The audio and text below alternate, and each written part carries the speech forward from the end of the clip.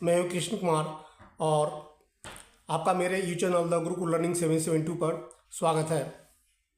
Guys, आप लोगों को मैं आज इम्पोर्टेंट एक टॉपिक लेकर आया हूं जो भी देश में मुद्दा का विषय बना हुआ है। हर जगह सोशल मीडिया पर ये चीज़ आपको सुनने पे मिलेगा और आप लोगों को पता होगा कि मैं जीएस का टॉपिक डालता रहता हूं। अभी फ़िलहाल कुछ दिन से नहीं डाल रहा हूं, लेकिन जीएस मेरा जो YouTube channel the Gurukul learning 772 है, इस पे जीएस का टॉपिक साथ साथ सीटीएट के लिए जो आपको एजुकेशन साइकोलॉजी है, ये टॉपिक में डालता रहता हूँ। तो मैं समझा कि अभी जो करंट जो चल रहा है देश में और ये जरूरी है। आपको पॉलिटी में आप जानते होंगे, जो इंडियन पॉलिटी में है, तो ये इसमें अंदर आएगा जीएस में कि अभी क्या हो रहा है। ये टॉपिक जो आपने देखा है, मैं आपको जो बता रहा हूँ कि मैं आपको बताना ये चाह रहा हूँ कि जो अभी दिल्ली के जो मुख्यमंत्री हैं अरविंद केजरीवाल, उनको ईडी ने गिरफ्तार कर लिया। अब ये क्यों गिरफ्तार किया, इस टॉपिक में आप जानेंगे। दूसरी बात, अभी इलेक्टोरल जो बॉन्ड है, जिसपे सुप्रीम कोर्ट का जो जजमेंट आया है, उसके बारे में मैं कुछ प्रकाश डालना चाहूँगा बहुत संक्षिप्त में कि इलेक्टोरल बॉन्ड अभी चर्चा का विषय देश में क्यों बना हुआ है। तो पहला बात बता दूं कि जो आपको दिल्ली के जो मुख्यमंत्री अरविंद केजरीवाल जी, वो क्यों अरेस्ट हुए हैं। तो आपको इससे पहले आपको चलना पड़ेगा 21 नवंबर 2021 को। इससे पहले क्या होता था कि दिल्ली में जो शराब नीति थी वह सरकार बेचती थी। दिल्ली सरकार शराब को बेचती थी और उस पर जो भी राजस्व होता था, उस पर जो फ़ायदा होता था वह सरकार को होता था। लेकिन 21 नवंबर को दिल्ली सरकार ने उसमें संशोधन किया शराब नीति में, और उसमें ये फैसला हुआ कि अब दिल्ली सरकार शराब नहीं बेचेगी।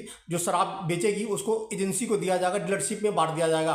तो उन्होंने शराब नीति में काफ़ी बदलाव किए, और बदलाव जो उन्होंने किया उसका उद्देश्य यही था कि दिल्ली में जो राजस्व है, जो रेवेन्यू है, उसमें ज़्यादा जनरेट हो, दिल्ली को ज़्यादा फायदा हो। हालांकि इसमें आप देखेंगे तो 2021-22 का जो उनका जो बजट आया, उसमें उन्होंने दिखाया है कि 690 करोड़ उसमें उनको फ़ायदा हुआ था दिल्ली सरकार को। लेकिन इसे पीछे की बात आप समझे कि शराब नीति जो बना उसमें कहाँ पर पेंच आया, जो कि एक गिरफ्तार हो गए। तो जो शराब नीति 21 नवंबर 2021 में जो इन्होंने स्टार्ट किया था, उसमें क्या था कि आपको पता है कि दिल्ली में विधानसभा, यहाँ पर कानून बनाने का अधिकार दिल्ली सरकार को होता है, और फैसला जो है लास्ट में साइन एलजी को होता है। लेकिन ये भी आप लोगों को पता है कि सुप्रीम कोर्ट में हमेशा केस चलता रहता है दिल्ली सरकार, और कई केसें हैं जो केंद्र सरकार के बीच में, दिल्ली सरकार केंद्र सरकार के बीच में है। एलजी से भी कई बार इनका केस चलता रहता है। तो सुप्रीम कोर्ट ने निर्धारित किया है कि कई फाइलें जो ज़रूरत नहीं है एलजी के पास भेजने की, डायरेक्ट दिल्ली सरकार फैसला ले सकती है। तो इसी शराब नीति जो बना, उसमें हुआ क्या, जो दिल्ली विधानसभा में जो कैबिनेट के मंत्री होते हैं, उन्होंने मीटिंग किया और उस फाइल को, मतलब कि दिल्ली के जो एलजी है, लेफ्टिनेंट गवर्नर हैं, उनको नहीं भेजा गया।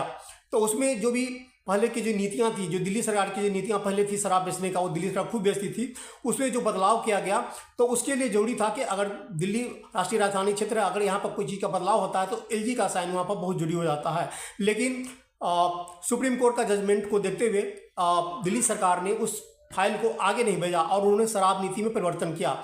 शराब नीति में परिवर्तन यूँ किया कि जो राजस्व आता था दिल्ली सरकार को, जो टैक्स लगते थे, वह जो एजेंसी, जो डिस्ट्रीब्यूटर था, जो डीलर था, उसको माफ़ कर दिया गया। मतलब उसमें किसी भी डीलर डिस्ट्रीब्यूटर को जो उसमें चार्ज फीस होते हैं, वह चार्ज उनको देना नहीं था। और साथ साथ इस पॉलिसी को लचीला बना दिया गया। लचीला इस मामले में कि कोई भी डीलर या डिस्ट्रीब्यूटर जैसे शराब बेचता है तो उसको खुद का मतलब एमआरपी को तय कर सकेगा, या विदेशी शराब जैसे कहीं पर आया है तो उस पर कितना टैक्स लगना चाहिए, वह खुद जो डीलर या जो डिस्ट्रीब्यूटर वो खुद तय करेगा।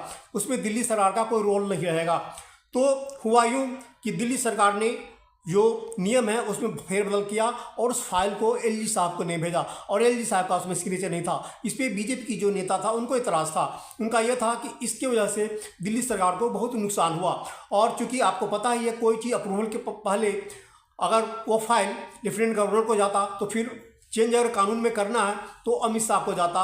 अमित शाह जो दिल्ली के गृह मंत्री हैं वो वही कंट्रोल करते हैं जो एलजी ऑफिस है, तो वहाँ पर सारा सिस्टम जाता और फिर दिल्ली सरकार को डर था अगर हम एलजी साहब को भेजते हैं तो फिर ये गृह मंत्रालय को जाएगा, फिर हमारा ये पंगा हो जाएगा, फिर ये हमारा नियम जो है पास नहीं होगा और हम इसमें ज़्यादा राजस्व नहीं कमा पाएंगे। इसलिए इन्होंने इस फाइल को अपने तक सीमित रखा और एलजी साहब को नहीं भेजा। वहीं पे इसका सिस्टम क्या हुआ, जब बीजेपी वालों को पसंद नहीं आया फिर उन्होंने इसको कंप्लेन किया, ये ईडी के पास गया। जो अप्रूवल नहीं लिया गया उसमें एलजी साहब ने इसको ईडी को भेज दिया और ईडी जी ने तहकीकात किया। तो उसमें फिलहाल यह है कि छोटा सा मैं आपको बता रहा हूँ, उसमें ये आपको यह है कि इसमें 100 करोड़ का इसमें इल्ज़ाम लगा कि केजरीवाल और जैसे मनीष सिसोदिया, सत्येंद्र जैन आपको जानते हैं पहले केस में जेल में बंद हैं। तो उसमें यह हुआ कि केजरीवाल जी को 100 करोड़ जो पैसा मिला इसका इन्होंने गोवा चुनाव में इनका मतलब इन्होंने उपयोग किया। लेकिन जो और पहले भी मनीष सिसोदिया, सत्येंद्र जैन पर जो केस चल रहा है आपको पता ही है, संजय सिंह जिसमें शामिल है, सब लोग जेल में बंद है। तो उसमें क्या है कि अपने को प्रूफ करना पड़ता है, इनका जो केस है उसमें खुद को साबित करना पड़ता है कि कैसे हम दोषी नहीं है, तो थोड़ा बहुत मुश्किल है। अब केजरीवाल जी जो इसमें अरेस्ट हुए हैं तो उसमें एक और मामला आ गया है। आप देख रहे हैं देश में अभी आपको इलेक्टोरल बॉन्ड का मुद्दा ये चला हुआ है। तो इलेक्टोरल बॉन्ड जो है वह आपको बहुत बड़ा एक मुद्दा है, जो कि बड़ी बड़ी पार्टियां हैं वो अपना इलेक्टोरल बॉन्ड के रूप में राजस्व प्राप्त करती है, जो अपना इनकम प्राप्त करती है, फंड प्राप्त करती है। और जो खरीदने वाले लोग होते हैं, जो कंपनियां होती हैं खरीदने वाले, उनको इनकम टैक्स में छूट मिलती है। तो मोदी सरकार ने जब 2018-19 में आई तो उसमें यह था कि इसमें चेंज कर दिया गया कि इलेक्टोरल जो बॉन्ड होगा उसमें हम जवाबदेह नहीं है कि हम उस पर किसी को दिखा सकते, मतलब आरटीआई के दायरे में नहीं हुआ। ये कोई नहीं जान सकता है कि हमें किस कंपनी ने कितना पैसा दिया, ये हम नहीं दिखाएंगे। तो उन्होंने रूल में चेंज किया। लेकिन इस चीज़ को एक किसी याचिकाकर्ता ने सुप्रीम कोर्ट में इसको चैलेंज किया था और चैलेंज में ये हुआ कि 15 फरवरी को 2024 को फैसला आया जिसमें सुप्रीम कोर्ट ने जजमेंट दिया कि कोई भी पार्टियां हों,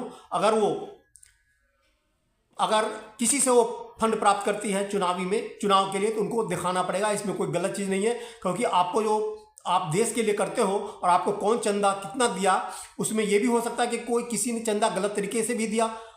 तो इस चीज़ को उन्होंने क्लियर कर दिया कि जो भी है डाटा आपको साझा करना पड़ेगा। और इसके लिए उन्होंने एसबीआई को फटकार लगाई कि जो भी डाटा है आपके पास सारा कुछ क्लियर करो।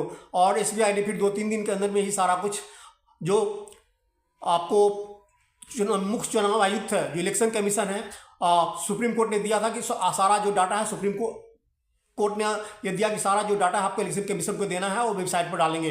तो सारा डाटा उन्होंने दिया एसबीआई ने और उसको वेबसाइट पर डाला गया।